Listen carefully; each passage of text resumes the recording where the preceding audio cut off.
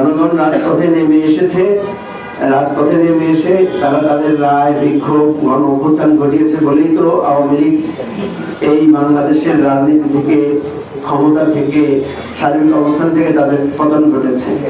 সুতরাং যদি মনে হয় যে জনগণ আবার চাইতে হবে, সে চাওয়াটা কিভাবে চাইবে? সে চাওয়ার দুটা পথ হতে পারে। সেটা হচ্ছে, একটা তো হচ্ছে আইনগতভাবে, সেটা তো অলরেডি প্রসেসের মধ্যে আছে। কারণ আমরা মনে করি গণহত্যার সাথে আওয়ামী লীগের সরাসরি সম্পৃক্ততা পাওয়া গেছে।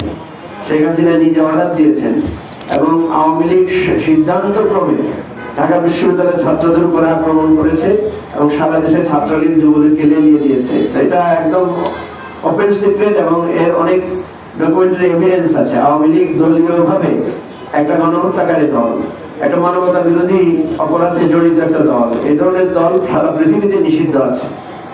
সুতরাং কেউ যদি বলে থাকেন যে আওয়ামী লীগ জনগণ চাইলে ফিরে আসবে, আমি মনে করি জনগণ গণ অভ্যুত্থানের মধ্য দিয়ে তার চাওয়া এবং তার প্রত্যাশার বিষয় ঘটিয়ে দিয়েছে। যদি সেরকম আবার চাওয়ার কারো আকাঙ্ক্ষা থাকে, তাহলে আবার আরেকটা গণ অভ্যুত্থান হবে। আমার মনে হয় সেটা নিয়ে কারো কোনো বিতর্ক থাকবে না।